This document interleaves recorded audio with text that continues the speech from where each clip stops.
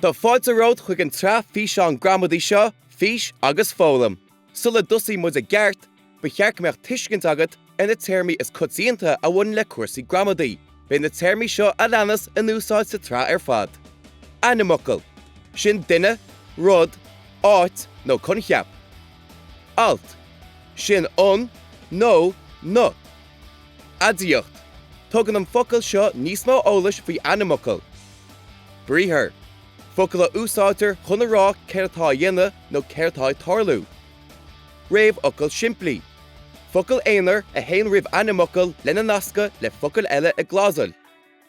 Réamhfocail cóhite, sin réamhfocail simplí agus animacal. Foranam, focail a úsáidtear in áit animacail. Foranam réamhfoclach, bíonn foranam réamhfoclach an nar chuirte réamhfocail simplí agus foranam le chéile. Chunsan caol, má hagann na gutaí í nó ai roimh chunsan nó na dhia, deirtear gur chunsan caol é. Chunsan leathan, má hagann na gutaí a, ó nó u roimh chunsan nó ina dhia, deirtear gur chunsan leathan é. Anois dhéanamh cleachta beag ar na téarmaí sin. Déan iirecht an téarma ceart rá os ard, sulla míon an freagar le feiceáil ar an scáileán. Dúár. Réamhfocail cóhite. Bíalan. Animacal. Dubh. Adíocht. Le. Réamhfocail simplí. Chúla.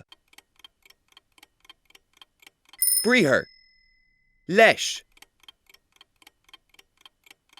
Foranam réamhfoclach.